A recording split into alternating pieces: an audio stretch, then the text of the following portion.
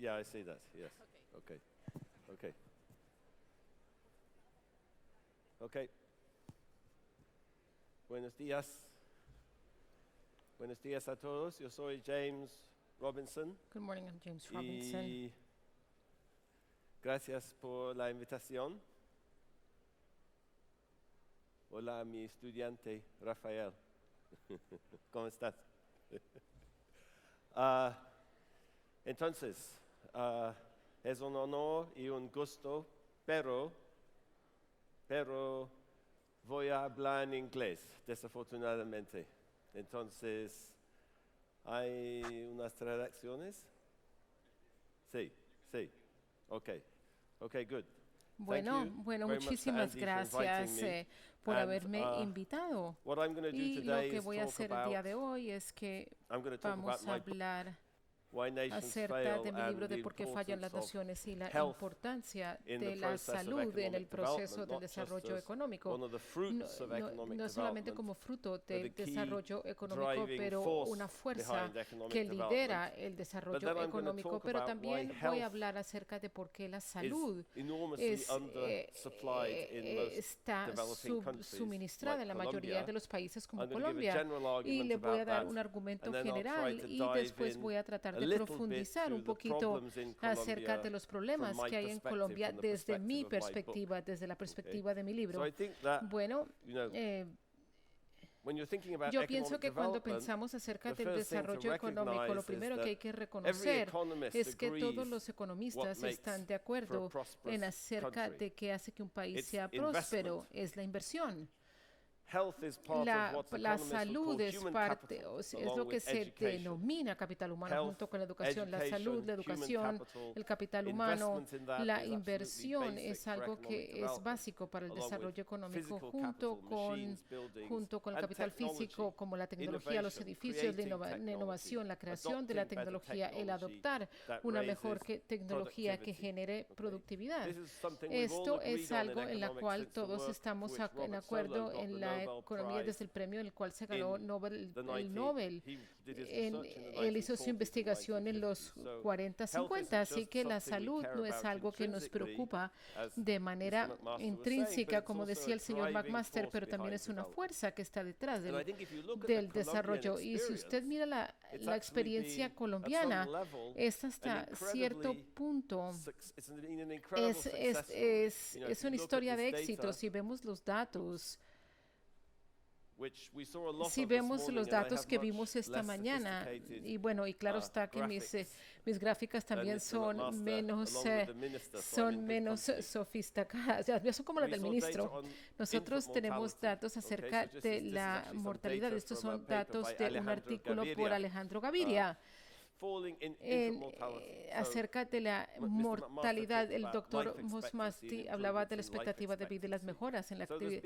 Así que ha habido mucha mejora en los desenlaces de salud.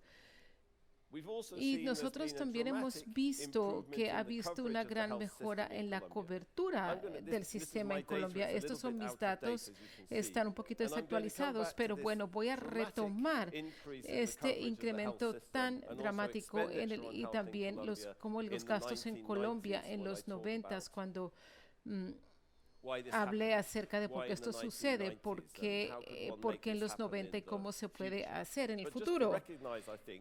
Bueno, solo para reconocer que esto es un logro grandísimo, pero para mejorar la calidad de vida de muchas personas, y esto es un éxito maravilloso. Esto es la educación, esto es un dato que me lleva como hasta el siglo XIX, que ha habido un incremento increíble, especialmente desde los 60, en acerca de los gastos del gobierno de educación. Esto es parte del capital humano. Pero si nosotros vemos la medición preferida de los economistas de lo que es el ingreso per cápita, eso también ha mejorado mucho en Colombia.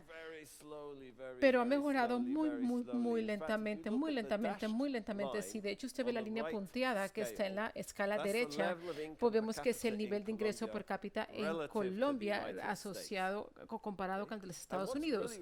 Y lo que es sorprendente acerca de esto es que ustedes pueden ver que lleva estable como 100 años. De hecho, hay unos estimados que nos remontan a los 1870 por el político Salvador Camacho Roldán. Y si usted toma los cálculos de Camacho relacionado a los países, Colombia en este momento está más pobre de lo que era antes, en 1870. Así que han habido mejoras en muchas dimensiones, en términos de salud, en términos de educación, pero también ha habido como un tipo de estancamiento de lo que sería la posición económica relativa de Colombia en comparación con países desarrollados. Y si pensamos acerca de los niveles, en lo que hablamos acerca del nivel de ingreso por cápita, la brecha en el ingreso por cápita cada vez se amplía más y más y más y más, mientras que la posición relativa permanece igual. ¿Y por qué? ¿Por qué? ¿Cuál es el problema con esta brecha en el desarrollo? ¿Por qué Colombia ha fallado en trabajar con esta brecha en el desarrollo? Bueno, retomando mi primera diapositiva, puede estar asociado con la inversión, puede estar asociado a que Colombia no ha podido invertir lo suficiente en nuevas tecnologías, no ha hecho un buen trabajo en la adopción de tecnología, no ha hecho un buen trabajo invirtiendo en educación, y el gobierno ha sido muy malo ofreciendo bienes públicos clave. Y eso es muy importante para la salud, porque la salud es todo asociado a bienes públicos, cosas que no impactan solamente a los individuos, pero también a la sociedad de una manera más amplia. Los bienes públicos, la infraestructura, la educación. El gobierno colombiano ha sido malo ofreciendo bienes públicos. Bueno, ¿por qué? ¿Por qué ha sido malo? Bueno, les voy a hablar acerca de mi respuesta a esa pregunta de mi libro ¿Por qué fallan las naciones? Y lo voy a aplicar a la tema de la salud. Pero lo primero que tenemos que comprender es que los humanos y los políticos son humanos también, responden a los incentivos. Por tanto, mi libro es acerca de las instituciones, las reglas de la institución. Las instituciones son las reglas de la sociedad que crean incentivos para tomar diferentes acciones, incentivos para que los individuos actúen, inviertan, se conviertan en emprendedores, que inicien un negocio, que se eduquen, pero también incentivos para los políticos. Y bueno, estas instituciones, las reglas que pueden ser formales o informales. ¿Qué quiero decir por formal o informal?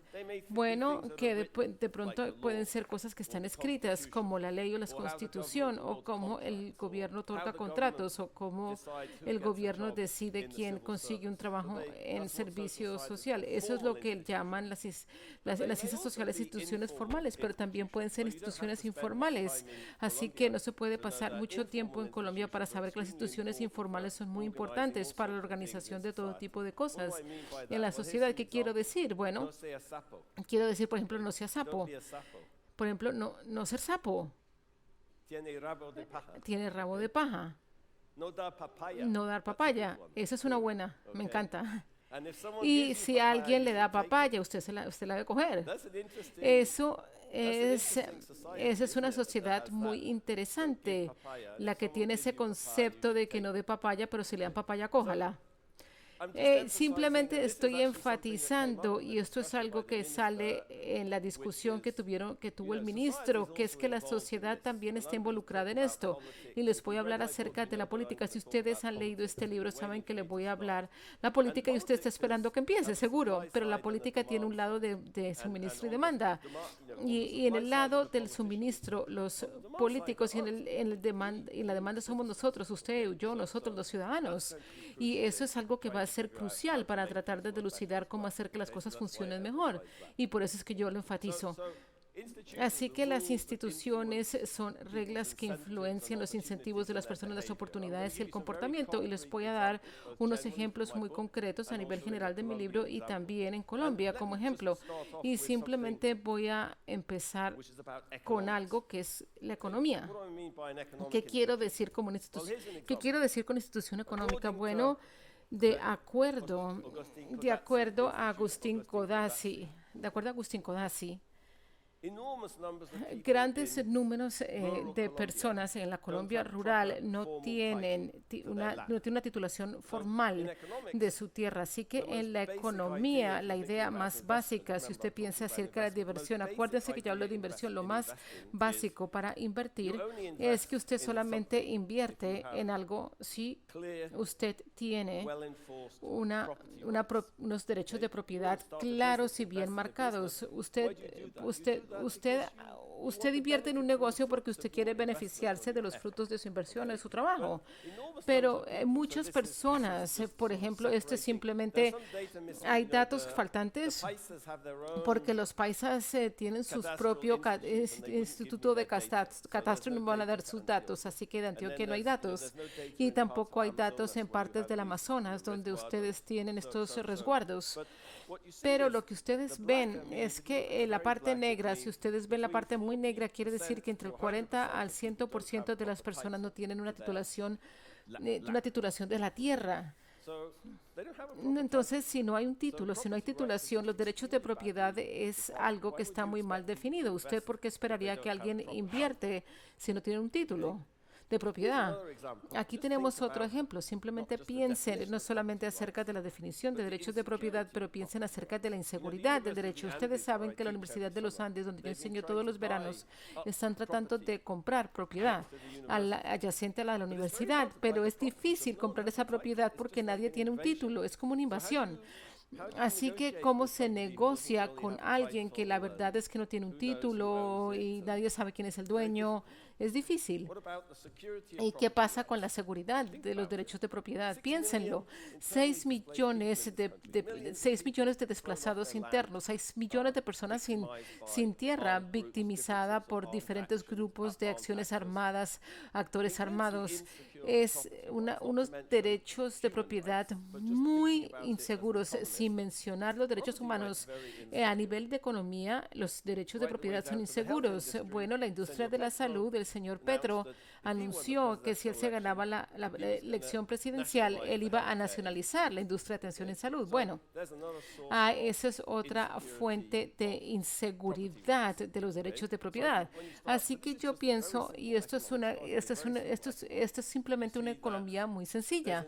Ustedes pueden ver que hay un desafío básico en este país con relación a los incentivos para invertir, y eso es lo que nosotros sabemos genera prosperidad. ¿Y qué pasa con la política? Bueno, aquí tenemos unos análisis políticos básicos. Usted es una persona de negocio, usted está invirtiendo, usted quiere ganar algo. ¿Qué hacen los políticos? Los políticos simplemente quieren estar en el poder. Los políticos quieren que los elijan. El sistema político debe ofrecer bienes públicos. Tienen que ofrecer cosas que los individuos, los ciudadanos a nivel individual, no sería bueno ofrecer, como carreteras, como hospitales, como atención en salud, que afectan a todos. Eso es una observación clave, que afecte a todos, porque a los políticos no les preocupa a todo el mundo, ellos les preocupa la gente que los apoya. Así es como usted llega al poder. Usted desarrolla una clientela, la cultiva. Por tanto, si pensamos acerca de los incentivos básicos de la política, aunque los políticos deben estar en el negocio de ofrecer bienes públicos como atención en salud, la verdad es que su incentivo no está alineado a eso. Su idea es generar favores para quien los apoya, trabajo, contratos, dinero. Eso es lo opuesto a lo que deberían estar haciendo. Por tanto, eso es algo que todo el mundo aquí sabe. Aquí se llama clientelismo, ¿no? O en ciencias políticas se llama el clientelismo. Otro de los problemas con la política es que hay un aspecto que no está alineado con lo que debería ser o hacer un sistema político, que es el ofrecer bienes públicos. Eso quiere decir, desde mi perspectiva, la cual usted puede pensar que es un poquito cínica, que mi anticipación es que las políticas siempre no proveen los bienes públicos adecuados porque necesita ser clientelista. Aquí tenemos un ejemplo, pero yo quiero enfatizar claramente que hay una lógica en el clientelismo, pero el clientelismo está facilitado por las instituciones políticas de una manera asombrosa. Así que el clientelismo extenso se ve influenciado por instituciones políticas y, de hecho, cuando usted empieza a pensarlo, y les voy a dar unos ejemplos más adelante, el clientelismo es muy diferente en diferentes partes de Colombia. Es interesante ver cómo los datos del ministro acerca de los diferentes niveles de eficiencia con los cuales aseguradores de salud trabajaban en diferentes partes de Colombia. Y eso aplica para diferentes aspectos de la vida institucional de aquí de Colombia. Pero eso está asociado a lo que es el clientelismo como tal. Pero el clientelismo tiene una lógica, pero está incitada por instituciones políticas. ¿Qué tipo de institución políticas? Bueno, les voy a dar un ejemplo muy concreto, pero la manera como funciona el gobierno es lo esencial. La manera como el Estado funciona, las prácticas del Estado. ¿Será que el Estado contrata a personas de manera adecuada, a través de meritocracia? ¿Será que otorga contratos de acuerdo a criterios objetivos? Las instituciones electorales también son muy importantes. A nivel histórico, en Colombia tienen esta cosa que se llama la Operación Avispa. Y si ustedes vieran el Congreso y el Senado, todos los congresistas y todos los senadores tienen su propia lista, casi como todo el mundo completamente individualizada. Y eso es parte de una política clientelista que es su naturaleza individualizada. Entonces cambiaron las reglas para no hacer más, pero aún así se tiene la política individualizada. Ustedes tienen lo que se llama una lista abierta de representación congresional para que usted pueda generar votos de preferencia por los políticos. Esa naturaleza personalizada de la política de aquí de Colombia se ve facilitada por la manera en que funciona el sistema electoral. Yo no creo que esa sea la historia completa, pero es parte de la historia. Ok, pensemos al respecto de la regulación, evasión fiscal.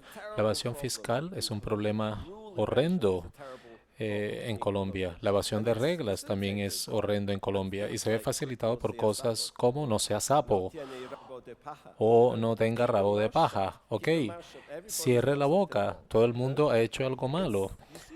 Entonces, vemos esto todo el tiempo. Así que cuando el Estado no implementa las cosas, déjenme darles un ejemplo. Yo estaba hablando al respecto de derechos informales a la propiedad. Parte de la misión rural fue que debemos tener un catastro rural en Colombia. ¿Ok? Parte de la negociación con la guerrilla fue, ok, vamos a tener un catastro rural, vamos a saber dónde están las propiedades de todo el mundo va a tener un título por escrito. ¿Quién cree en esta sala que eso va a suceder algún día? No ha sucedido por 500 años, no va a suceder ahora tampoco. ¿Por qué habría de suceder? Porque los incentivos políticos no están alineados para que ello suceda. Entonces yo creo que al final de esta charla, lo que quiero que se vayan a la casa conociendo es que podemos mejorar la forma en que funciona el sector salud, pero tenemos que ver si los incentivos están alineados de tal forma que sí funcione. Eso es lo crucial. Ok. Bueno, tenemos que Semana me pidió hablar algo al respecto del gobierno de la ley. Nosotros no sabemos. Usted no sabe quién soy yo. Yo soy importante. Usted no me puede tocar. Usted no sabe quién soy yo.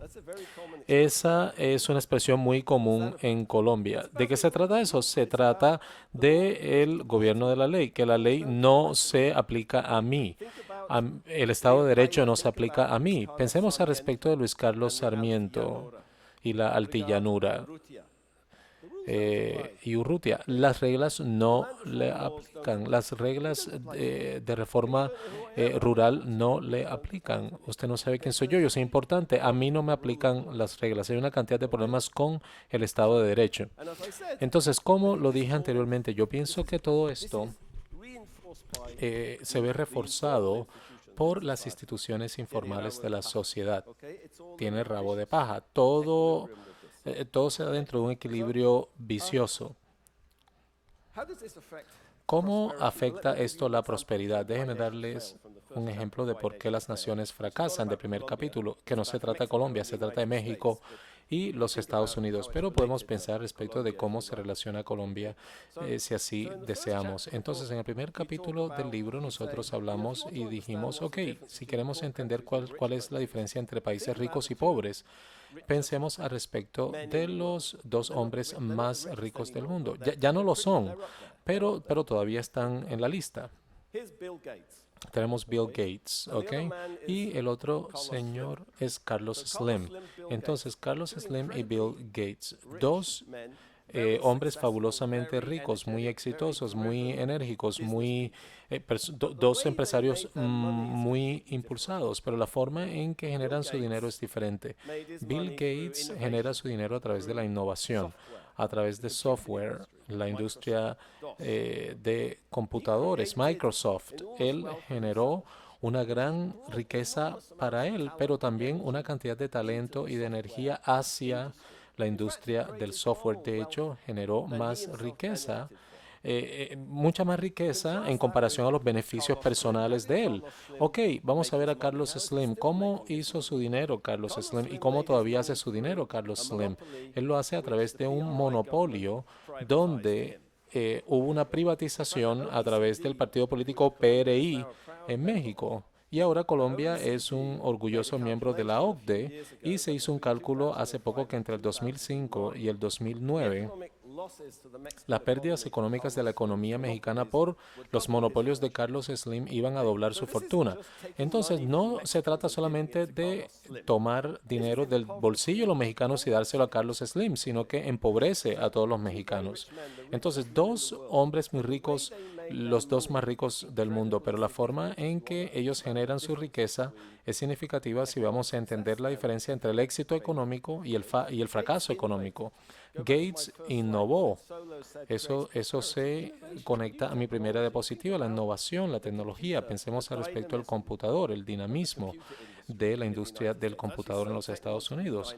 Es tecnológicamente dinámica. Al momento también es asustadora porque está generando todas estas tecnologías que no comprendemos del todo y tenemos que controlarlas y regularlas, pero es sumamente vibrante desde el punto de vista creativo. ¿Qué hizo Carlos Slim? Carlos Slim generó monopolios y eso tiene grandes consecuencias. Okay, ¿por qué lo hicieron? ¿Por qué Carlos Slim hizo una cosa y Bill Gates hizo otra? ¿Por qué Gates no se convirtió también en un monopolista? Bueno, de hecho lo hizo. Él quería. Aquí lo tenemos, dando evidencia en Washington, D.C. Vemos que está jurando decir la verdad, solo la verdad y totalmente la verdad. Microsoft fue culpable de violar la ley antimonopolio de los Estados Unidos. Entonces, él quería ser un monopolista. Esta no es una historia de que Bill Gates y que Carlos Slim son villanos. No, son dos empresarios operando en ambientes institucionales totalmente diferentes. Y las instituciones son importantes porque empujan la energía en diferentes direcciones. Si usted quiere enriquecerse en los Estados Unidos, usted tiene que innovar, tiene que empezar una empresa, convertirse en empresario con capital de riesgo. Así no se hace en México. La lucha data de hace mucho tiempo. Tenemos este pulpo. Acá tenemos un pulpo que es uno de los temas de mi charla. Hay un pulpo en particular que tiene una cabeza graciosa porque es como un barril de petróleo. Y esta es una imagen contemporánea de la compañía petrolera estándar. Miremos los tentáculos. Los tentáculos están en el capital, los tentáculos llegan hasta la Casa Blanca. Se trata de la confianza. sentido de confianza del siglo XIX. El señor Rockefeller no solamente generó riqueza con monopolios, sino que compraba políticos. Eso era lo que él estaba haciendo.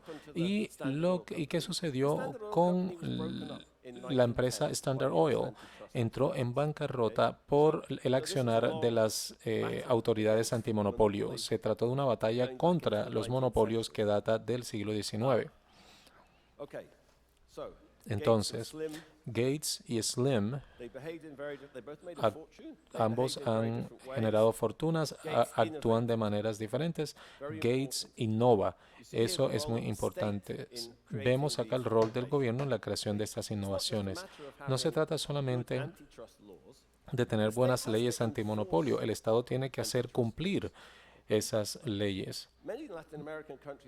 Muchos países latinoamericanos tienen leyes antimonopolio fabulosas. Yo conozco personas que reciben dinero para redactarlas, pero hacerlas cumplir es un poco más difícil que redactar esas leyes. De hecho, esta escena que tenemos acá, esa escena es impensable en México. El gobierno mexicano nunca va a tener la habilidad de arrastrar a Carlos Slim al frente de autoridades antimonopolio de esta forma. Simplemente, en caso de que ustedes piensen de que esto es algo del pasado en México, podrían haber visto esto. Se trata de un modelo generado por computador del nuevo aeropuerto de Ciudad de México. ¿Quién diseñó el nuevo aeropuerto de Ciudad de México? El yerno de Carlos Slim. ¿Quién va a construir el aeropuerto? Carlos Slim lo va a construir. Entonces, todo esto continúa. Y estamos pensando, bueno, pero en realidad no tenemos pulpos en Colombia, ¿o sí? Bueno, de hecho encontré a este señor en el Internet. Yo no diseñé esta imagen, pero es interesante la analogía entre el pulpo, el presidente Santos con sus dos pulpos. Pero déjeme simplemente tratar de resumir un poco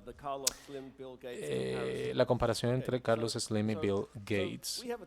Nosotros tenemos algo de terminología en el libro que pienso que es útil para poder meternos en la cabeza qué está sucediendo. Yo traté de motivar la idea de que Carlos Slim no se trata de una idea de personas o culturas, se trata de humanos respondiendo ante incentivos, pero los incentivos son muy diferentes en los Estados Unidos porque las instituciones son diferentes. Decimos, ok, bueno, ¿cómo hablamos al respecto de este tema? Tenemos este idioma de inclusión y extractividad. Cuando hablamos de instituciones en los Estados Unidos, hablamos de inclusividad y el tema de las instituciones económicas en México son extractivas. Déjenme detallar un poco más esta palabra inclusiva. Hay un patrón del relámpago que detalló Thomas Edison. Acá tenemos un gran ejemplo de la innovación en la segunda revolución industrial. Hay que pensar respecto al mundo moderno sin el bombillo. Entonces, lo que hizo Thomas Edison cuando inventó el bombillo, tomó una patente. ¿Qué tenía que hacer la patente? Proteger sus derechos de propiedad intelectual. Tenía el propósito de generar incentivos para la innovación. Recuerden cuando hablé de que Gates generó toda esta riqueza para otras personas, no solamente para él mismo. ¿Por qué haría eso? Porque él generó todas estas ideas y la gente prestó sus ideas y generaron riqueza con base en las ideas de Gates.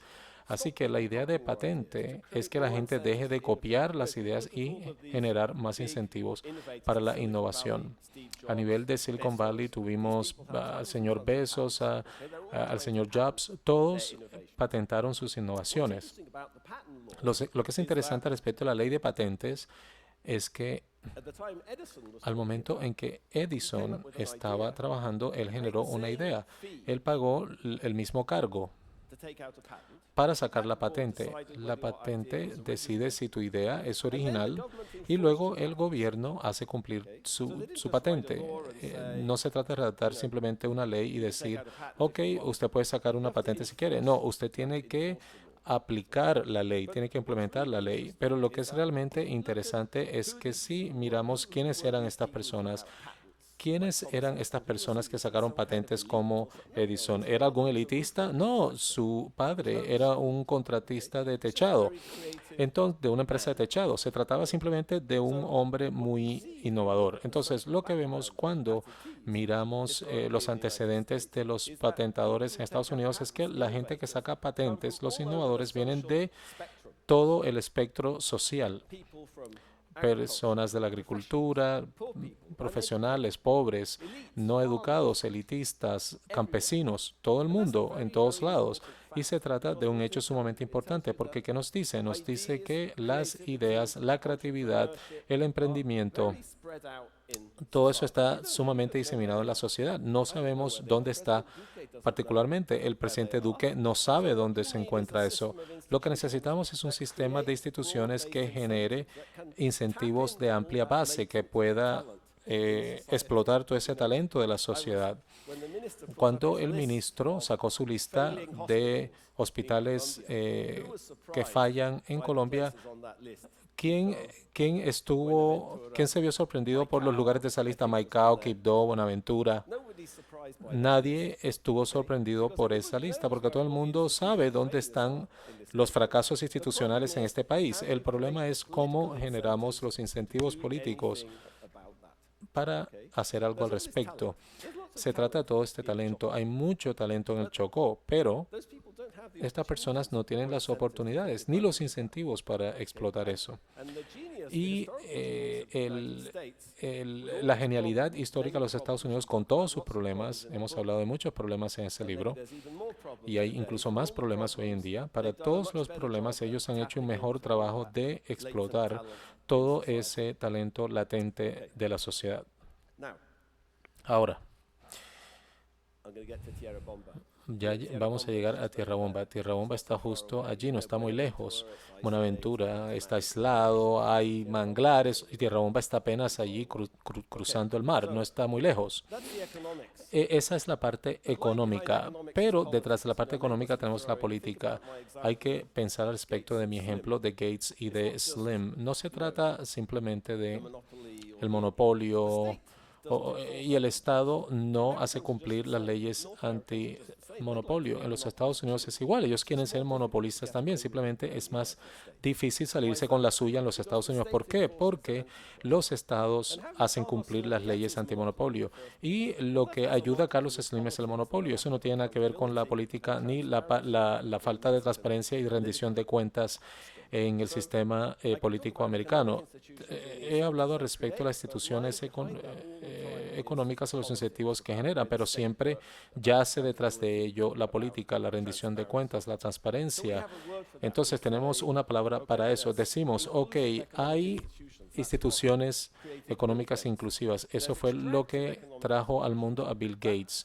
Tenemos otras instituciones que son las que crearon a Carlos Slim. ¿De dónde provienen? Provienen de instituciones políticas inclusivas y también instituciones políticas extractivas.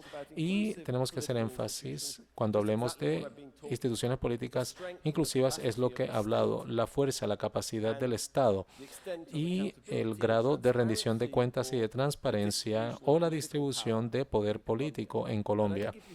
Y si pensamos al respecto de las instituciones extractivas en Colombia, les acabo de dar ciertos ejemplos, y tenemos instituciones extractivas que subyacen todo esto.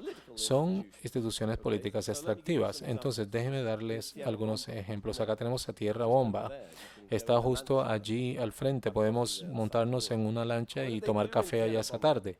¿Qué sucede en Tierra Bomba? Bueno, está justo al lado de una de las partes más ricas de Colombia, pero hay una falla enorme de servicios públicos. De hecho, la gente se exaspera tanto en Tierra Bomba que no dejan que la gente llegue con las balotas de elección. No quieren tener una elección. Tenemos las políticas de rendición de cuentas en la democracia. ¿Qué sucede cuando hay una elección en Tierra Bomba? Aparecen los políticos con dinero, con alcohol, con comida, ofertas de empleo. Se trata de una interacción sumamente clientelista entre las personas en Tierra Bomba y el Estado. Y no sacan nada de eso. No no tienen agua potable. Hemos hablado mucho del agua potable. No reciben electricidad, no reciben servicios públicos. Se trata solamente de un resultado de la última frustración de la gente en Tierra Bomba. Ellos dicen, ¿dónde están nuestros bienes públicos? No tenemos bienes públicos. Esa es la lógica clientelista del sistema que he estado aludiendo. Quiero utilizar esto como un ejemplo de instituciones políticas extractivas. Es una falla de la rendición de cuentas. ¿Qué tal el débil estado en Colombia? Bueno, yo puedo tener miles de ejemplos. No vamos a empezar. No me hagan iniciar, pero podemos hablar respecto de la investigación que hice acerca de Santos en la Universidad de los Andes. Y esta es una lista actualizada que necesita actualizarse todo el tiempo, pero en el 2002 los grupos los grupos paramilitares. Hace 16 años Colombia ha cubierto un gran camino, pero a 2002 los grupos paramilitares eran 1/3 de las elecciones en este país. Esta es una lista que compilamos de políticos, empezando con Mauricio Pimiento, nombre famoso, Diep Maluf, Álvaro Araujo, Salomón Sarde, políticos que fueron elegidos generando coerción sobre los votantes, una cantidad de violencia y de coacción sobre los sufragantes. Y el gobierno no tuvo el poder suficiente de detener 1/3 de estas elecciones corruptas. Y esta es una lista que ustedes pueden ver, no las voy a ver en detalles, pero acabo de ver algunos de los datos en cuanto a cargos criminales y sentencias que han sido impuestas sobre estas personas. Pero no lamenten todo esto. En Barranquilla, uno de los amigos de Diep Maluf, Samuel Moreno, se encontró por fuera del Hotel Tequendama recientemente caminando como si nada. No acaba de desfalcar a Bogotá. ¿Qué hace él caminando afuera de un hotel? Según los datos que vi recientemente, se sugiere que 1/3, les voy a dar ejemplos específicos, 1/3 de las personas en este país quienes han sido encontradas culpables, ahora están cumpliendo sus sentencias en casa. No sé si Samuel Moreno está en su casa ahora, pero la gata, ella estaba tan enferma. Entonces se trata de el Estado de Derecho, el Estado de Derecho, el Estado de Derecho, ¿ok? Así que esta es la debilidad del Estado colombiano. El Estado colombiano no puede garantizar un proceso electoral limpio. Entonces, para mí, cuando yo miro esta imagen y yo veo y yo digo, ok, en Colombia el avance es relativo a donde estaban los Estados Unidos hace 100 años. No hay razón intrínseca. Desarrollo económico en este país sería igual que en los Estados Unidos. El problema es las instituciones extractivistas, son los incentivos de invertir, es el poco suministro de bienes públicos. Para mí, esa es la historia. Déjenme hablar respecto de la salud. Esto tiene la posibilidad de afectar la salud y se trata del bien público más importante que hay. Yo pasé mucho tiempo trabajando en países pobres en África y hablé con alguien al respecto de cuáles son sus problemas. Lo primero que van a empezar a hablar es de la salud. Yo quiero acceso a salud, quiero acceso a salud pública, quiero medicamentos, doctores en nuestros poblados. Eso está en la mente de todo el mundo. Se trata de un bien público básico, pero el hecho de que está en la mente de todos hace que sea muy poderoso si usted es un político, si usted es un político clientelista. Entonces, déjeme hablar al respecto de la manifestación más reciente de políticas clientelistas en Colombia. Y el hecho de que voy a entrar en profundidad en la mermelada es que muchos de los problemas que el sector de salud está encarando se relacionan directamente con la mermelada, la distribución de la mermelada y la lógica detrás de la distribución de la mermelada. El gobierno anterior de Santos no tenía interés en hacer nada al respecto de eso. a ustedes les va a ir mucho mejor ahora, o eso espero. Y allí es donde nosotros estamos. Entonces, ¿cómo funciona la mermelada? Bueno, hay diferentes fuentes de mermelada. Tenemos mermelada de mora, de frambuesa. Bueno, esta mermelada es del testimonio de Musa Besaile. Un senador importante como Musa Besaile. Él nunca hace nada. Él, de hecho, nunca promueve leyes. Pero es sumamente popular. Es muy popular. Usted es muy popular, usted recibe muchos votos y usted recibe mucha mermelada. ¿Qué significa eso? En su testimonio él dijo, hay diferentes tipos de congresistas dependiendo de qué tan importantes son y dependiendo de su importancia tienen acceso a diferentes personas en el gobierno. Esto es increíble. Por un lado, en un ala del Palacio de Nariño, el presidente Santos tiene a Sergio Jaramillo. El gobierno estuvo muy interesado en Sergio Jaramillo, pero se necesita más gente como él. Él estaba negociando con estas personas en Cuba. Él detestaba el proceso, detestó a estos señores, pero hizo lo que pensaba que tenía que hacer por el país. En otra ala del Palacio de Nariño eso está sucediendo. El Estado, la mermelada está siendo institucionalizada. Si nosotros vemos en la silla vacía, y no voy a entrar en detalles, ustedes saben más de esto que yo. Hubo una enorme influencia política. Al principio hablamos de infraestructura. Hay un gran ejemplo al respecto de los caminos para la prosperidad. ¿Cómo funciona eso? Bueno, los políticos tenían que decidir cómo se iba a distribuir la mermelada. La mermelada se iba a repartir muy uniformemente. ¿Y quién recibía los contratos? Acá tenemos algunos ejemplos de quiénes recibieron los contratos. Usted no conoce a ninguno de estos señores, pero todos son de Sahagún, Córdoba, de donde es el senador Besaile. Se trata de política, ¿ok? Se trata de política, se trata de clientelismo, es política. Pero la política obviamente se alimenta de las instituciones políticas, se alimenta de la debilidad estatal, se alimenta del hecho de que no hay proceso adecuado para nombrar personas, no hay un proceso contractual objetivo. Le damos los contratos a nuestros amigos y tenemos sobornos y corrupción, y esto alimenta el sistema político. La salud es un bien público básico. Es increíble cuando vemos en los periódicos el número de violaciones que están conectadas a la distribución de la mermelada. Porque no se trata solamente de contratos, se trata también de saquear el Estado porque se necesita mucho dinero en la política. Entonces, lo que en realidad es importante, y aquí es cuando empezamos a verlo, es que la mermelada es muy mala para tu salud. Si usted es doctor, usted sabe eso. Pero la mermelada colombiana también es muy nociva para su salud, porque el cartel del SIDA, el cartel de la hemofilia, todos están conectados con la mermelada y la máquina política clientelista que ha dominado a Colombia por los últimos 8 años. Hay el caso de Alejandro Lyons, el congresista de Córdoba, es otro ejemplo. Arachán.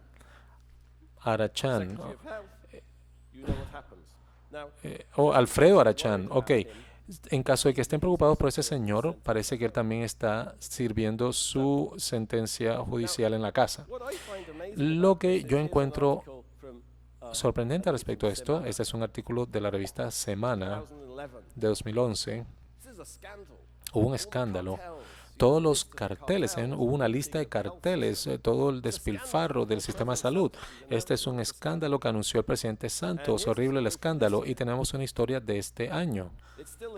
Todavía hay escándalo, nada pasa. Quizás algo pasó, pero no tuvo gran impacto, todavía hay un escándalo. ¿Por qué persiste esto? ¿Por qué persisten los escándalos? Yo pienso que Colombia como tal es un escándalo persistente. Se han dado escándalos por años y años y años por la naturaleza extractivista de las instituciones políticas. Entonces, ¿cómo? Ok, esta es mi perspectiva respecto del sistema de salud. Algunos de los retos que se hablaron esta mañana se tratan del hecho de que la industria de la salud es un bien público sumamente importante para Colombia y los políticos tienen el incentivo de distorsionarlo para propósitos clientelistas y eso destruye cualquier posibilidad de en realidad mejorar la calidad que el ministro estaba enfatizando tanto, y la inclusividad del acceso, porque el clientelismo no se trata de inclusividad del acceso, el clientelismo se trata de mi gente es la que tiene acceso y la gente tuya no. Y eso es fundamentalmente inconsistente con tener el tipo de sistema de salud que en esta sala todos queremos tener en este país. Entonces, yo diría que el desafío más grande, con base en mi lectura, es que hay muchos desafíos, pero el más grande en la industria de la salud es que de alguna manera tenemos que generar otro experto en la industria de la salud. Yo no soy experto, pero tenemos que crear una arquitectura institucional. No sé cuál es la forma correcta de pensar al respecto, de que sea a prueba de políticos o a prueba de politiqueros. Se trata de liberar el sistema de esta lógica de la política clientelista y el control que ejercen los políticos. ¿Puede lograrse eso? Eso no va a resolver todo el problema porque el sistema de salud requiere recursos. A Colombia no le gusta pagar impuestos. ¿Por qué es que no hay catastro rural? Porque a la gente no le gusta pagar impuestos. La gente no quiere que el Estado sepa quién es el dueño de qué. Entonces, hay un problema masivo de cobro de impuestos en este país. A menos que resolvamos este problema, no va a haber recursos para nada, particularmente para la salud, ni para la educación, ni para las carreteras, ni para los bienes públicos. Entonces, no podemos liberarnos generando una arquitectura institucional que aísle la salud del cliente de las políticas clientelistas. Eso no lo resuelve todo, no resuelve el problema de dónde provienen los recursos. Y yo pienso que el problema más grande que confrontan los colombianos es cómo liberarse de esta lógica de la política clientelista que subyace tantos aspectos de las instituciones estatales, las instituciones sociales, las instituciones económicas, y eso es lo que mantiene al país pobre. Las buenas noticias es que hay avances, siempre hay avance lento. Hay mejorías en educación, hay mejorías en capital humano, en la expectativa de vida, hay mejorías en el final de los índices de mortalidad, pero el proceso continúa con la reproducción de la lógica del sistema clientelista. Si regresamos a esas cifras que yo le mostré al principio, mostramos que un drástico incremento en la salud, en el cubrimiento y el gasto de la salud en los años 90, un drástico incremento en la inversión del gobierno colombiano en la educación después del final de los 50. ¿Por qué sucedió eso? Porque esta mañana vimos al ministro hablando respecto de todas esas cosas que vamos a hacer y probablemente conferencias sobre planeación, donde todo el mundo viene con un PowerPoint, con diapositivas y políticas y van a implementar todas estas políticas y nos sentamos allí y nos preguntamos a nosotros mismos, ¿quién tiene el incentivo de hacer todo esto? ¿Quién tiene el incentivo de lograr todo esto? Durante el gobierno del primer Uribe, Sergio Jaramillo, antes de ser alto comisionado para la paz, era el jefe del Plan Nacional de Rehabilitación. Bueno, no me acuerdo cómo se llamaba exactamente. Esto era cómo resolver el conflicto civil contra la guerrilla. El gobierno priorizó diferentes áreas, como por ejemplo la Macarena. Y así que el Estado civil tenía que venir, tenía que llegar a la Macarena. ¿Qué iban a hacer? Construir una carretera. ¿Qué pasó con la carretera? ¿Alguien sabe qué pasó con esa carretera que nunca la construyeron? ¿Cuánto tomó construir la carretera Buenaventura? Nadie tiene incentivo para hacer eso. Nadie tiene incentivo para construir una carretera a la Macarena. Sonaba muy bien, pero nadie tenía el incentivo de implementarlo. Por eso es que se tiene, por eso es lo que pasa con Buenaventura, con Maicao. Entonces, piensen acerca de los incentivos, piensen acerca piensen acerca de esos grandes incrementos que les mostré en salud y educación. ¿Cuáles son los incentivos ahí? La Constitución del 91, la Constitución del 91 fue un pánico en Colombia acerca de la estabilidad e inestabilidad del gobierno y de la sociedad que generó una mejora en la inclusión, permitió que a la elección de alcaldes, de los derechos, no sé qué pasó con la Constitución. Si usted le habla a la gente de la Corte Constitucional, ellos se sienten muy complacidos de toda esta mejora, porque todo es por ellos, ¿no? Pero eso les gusta mucho. Pero el hecho es que la crisis social le generó una gran mejora en la inclusión. Pero no acabó con la lógica subyacente del clientelismo, la cual se reafirmó en el 58. ¿Cuál fue esa expansión tan masiva en educación después del 58? Eso también estaba asociado con tratar de mejorar la inclusión en Colombia al final de la violencia. Algunas cosas no funcionaron. Bueno, la forma agraria no lo hizo porque el gobierno no tenía el incentivo para hacerlo, pero funcionó la educación. La educación es interesante. A mí me encanta la educación y no solamente porque sea profesor de la universidad. Yo puedo ser educado y también Rafael. Y el hecho de que yo sea educado no lo deja a él, no le evita que él también reciba una educación. El capital humano es un activo reproducible, mientras que la tierra es un poquito más complejo. Si yo tengo la tierra, no la puede tener, y si él tiene la tierra, yo tampoco. Así que el pelear por la tierra es algo difícil, pero el capital humano sí se puede invertir. Así que entonces hay un motivo por el cual la reforma educativa después del 58 funcionó, pero la reforma agraria del 58 no. Pero lo que yo quiero resaltar es pensar en el futuro, esa mejora en la inclusión y la inversión social, o el suministro de bienes públicos en Colombia proviene tras estas crisis históricas, pero una vez se acaba la crisis, las cosas se reafirman, pero yo pienso que es una oportunidad porque nosotros nunca hemos tenido una instancia en Colombia de lo que es la reforma acerca de cómo funciona la política para hacerla menos clientelista.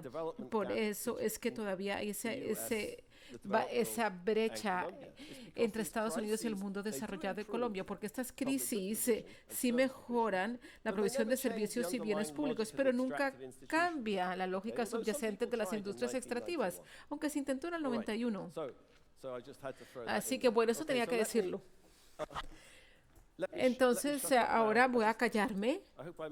Espero que haya podido transmitir mi punto. Todos saben esto más que yo, pero yo no soy experto en la industria de la salud, pero estaría muy interesado en escuchar.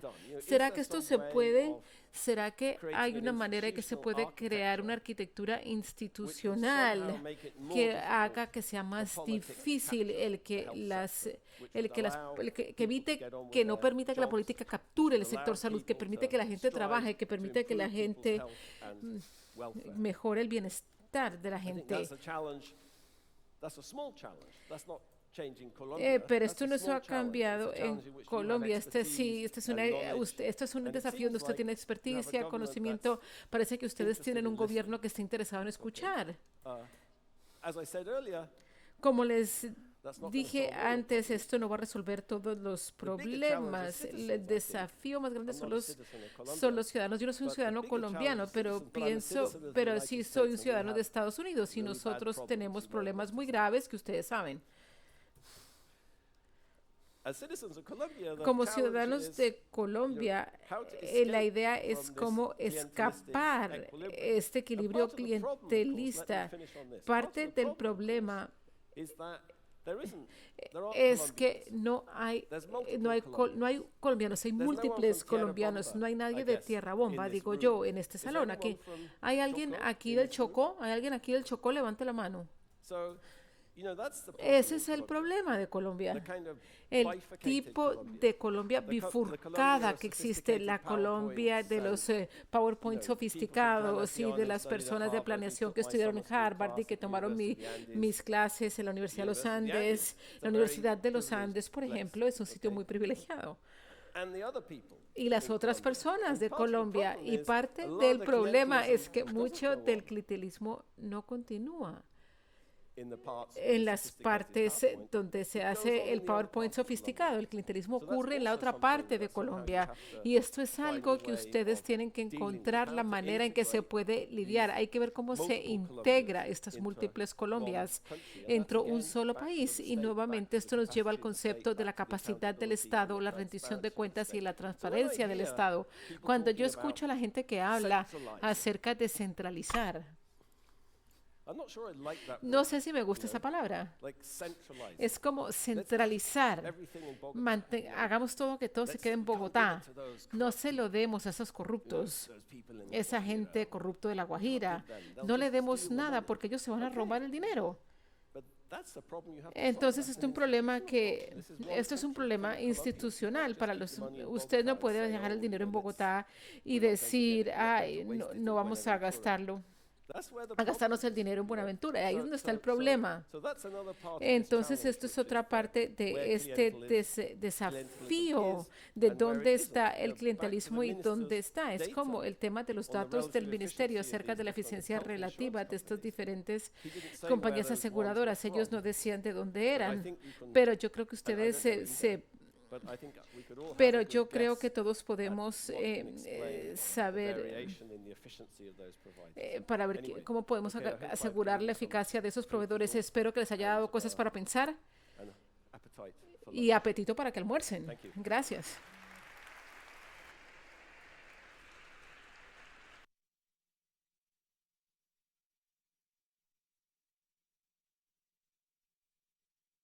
Muchísimas gracias, Mr. Robinson. Bueno, aún no es el momento de ir al almuerzo. Tenemos todavía una intervención muy especial, la conferencia Autocuidado de la Salud, Educación e Impacto en la Sostenibilidad del Sistema.